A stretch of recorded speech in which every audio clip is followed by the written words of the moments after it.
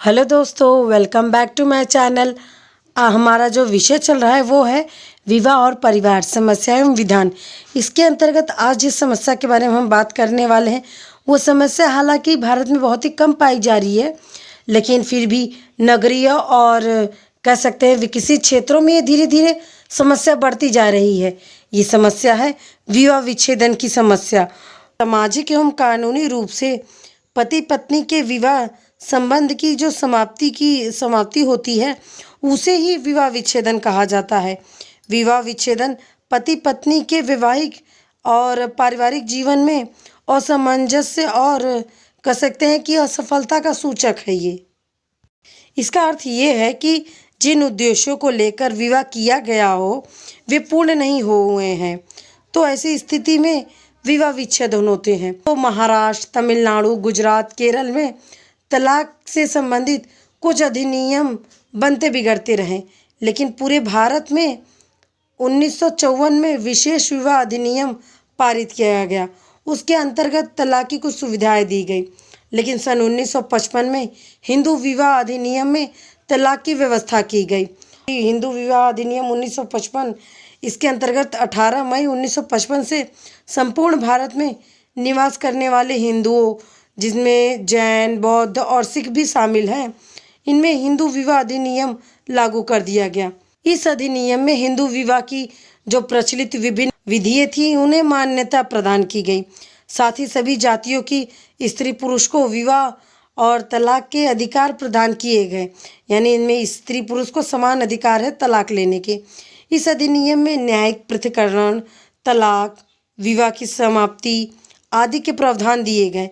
इसमें 1976 और 1981 में कई संशोधन भी किए गए हैं। अब हम जानेंगे कि हिंदू विवाह अधिनियम 1955 के अंतर्गत विवाह संबंध की समाप्ति कब मानी जाती है कानून के द्वारा। देखिए, पहले इसमें ये कहा गया है कि विवाह के समय या उसके कुछ दिन बाद या कहें कि साल भर के अंदर अगर ये पता चले कि जो उनका जीवन साथी है पहले से विवाहित था और उनका तलाक नहीं हुआ था, तो ऐसे में भी विवाह विच्छेदन हो जाते हैं, यानी ऐसे विवाह को समाप्त कर दिया जाता है कानून के निगाह में।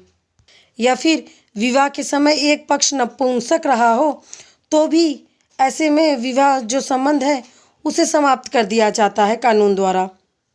और एक प्रावधान दिया गया है कि विवाह के समय कोई भी एक पक्ष जड़ बुद्धि या पागल हो तो भी ऐसी स्थिति में विवाह संबंध की जो समाप्ति है वो कानून द्वारा कर दी जाती है। 1 वर्ष के अंदर यह प्रमाणित हो जाए कि प्रार्थी और उसके जो संरक्षक की स्वीकृति है वो बलपूर्वक या कपट से की गई है, तो भी ऐसे विवाह को समाप्त कर दिया जाता है।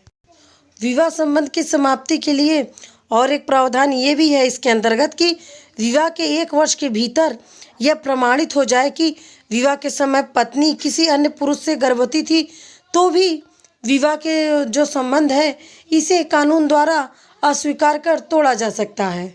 लेकिन ये सब स्थितियां तभी लागू होती है जब प्रार्थी जाकर कानून में ये सभी प्रावधानों को बताए, तो ऐसी स्थिति में वो विवाह अमान्य हो जाएगा। देखिए, अब हम समझेंगे न्यायिक पृथक्करण और विच्छेदन। देखिए, ये दोनों अलग अलग चीज़ है। पृथक्करण में क्या होता है कि कभी कभार तो जज उन्हें सुनते हैं और उन्हें कुछ साल 2 साल अलग रहने के लिए कहते हैं और दोबारा उन्हें जीवन शुरू करने के लिए सोचने का समय दे पुनः विवाह के लिए प्रेरित करते हैं कि आप कुछ दिन तक अलग रहिए, साल 2 साल, उसके बाद फिर आप एक हो जाइए। तो ऐसी कई स्थितियां हैं जिसके अंदर ये कहा गया है कि आप कुछ दिन दूर रहिए, जब वो ठीक हो जाए, जो अच्छे हो जाए या आप उन्हें समझ लें तो आप पुनः अपना जीवन उन्हीं के साथ शुरू कर सकते हैं। और इसमें बताया गया है कि न्यायिक पृथक्करण की आज्ञा मिलने के बाद 2 वर्ष के भीतर भी वे अपने संबंध को सुधारने में असफल रहते हैं तो वे तलाक के लिए प्रार्थना पत्र दे सकते हैं, जो कि धारा 13 के अनुसार स्वीकृति किया जा सकता है और उन्हें विवाह विच्छेदन की स्वीकृति मिल जाएगी। अब हम विवाह विच्छेदन यानी डायरेक्ट डिवोर्स के बारे में जानेंगे। देखिए, इसके अंतर्गत क्या होते हैं कि या फिर जो प्रावधान है उन्हें हम समझते हैं। पहला प्रावधान है कि दूसरा पक्ष व्यभिचारी हो यानी वो और किसी से संबंध रखता हो, अपनी पत्नी पे ध्यान न देता हो। देखिए, इसके अंतर्गत एक प्रावधान और है कि दूसरे पक्ष ने अगर धर्म परिवर्तन कर लिया हो और हिंदू न रह गया हो, तो ऐसे में भी जो विवाह विच्छेदन है उसे स्वीकृति मिल जाएगी। और साथ ही दूसरा पक्ष असाध्य, कुष्ठ या संक्रमण रोग से पीड़ित हो।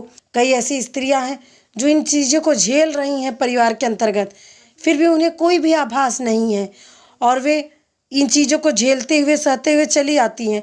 तो इन सभी चीज़ों को अगर हम जानें और बातचीत करें, तो कहीं न कहीं इन चीज़ों से पीड़ित लोग भी इन चीज़ों को ध्यान में रखकर न्यायिक पृथक्करण के लिए और विवाह विच्छेदन के लिए सहमति कर सकते हैं, या अपने आप को हाँ कि ये सब प्रावधान है, मैं इसके अंतर्गत विवाह विच्छेदन कर सकती हूँ, न्यायिक पृथक्करण के अंतर्गत जाके बात कर सकती हूँ, ये जागरूकता आएगी। इसीलिए मैं इन सभी चीज़ों को स्पष्ट तरीके से पढ़ती हूँ। तो इस तरह से हमने जाना कि जो न्यायिक पृथक्करण और विवाह विच्छेदन है, दोनों अपने आप में एक अलग अलग कार्रवाई हैं जो कि विवाह विच्छेदन के अंतर्गत की जाती है। क्या कहें कि हिंदू विवाह अधिनियम 1955 के अंतर्गत किया जाता है, लेकिन साथ ही 1976 में इस विधान में संशोधन किया गया और यह अनुमति दी गई कि पति पत्नी परस्पर सहमति से भी तलाक ले सकते हैं, लेकिन उन्हें यह सिद्ध करना होगा कि वे पिछले 1 वर्ष से अलग रह रहे हैं और उनमें मेल संभव नहीं है, अब वो साथ कभी नहीं रह सकते हैं। तो ऐसे में भी उन्हें विवाह विच्छेदन की स्वीकृति कानून द्वारा मिल सकती है।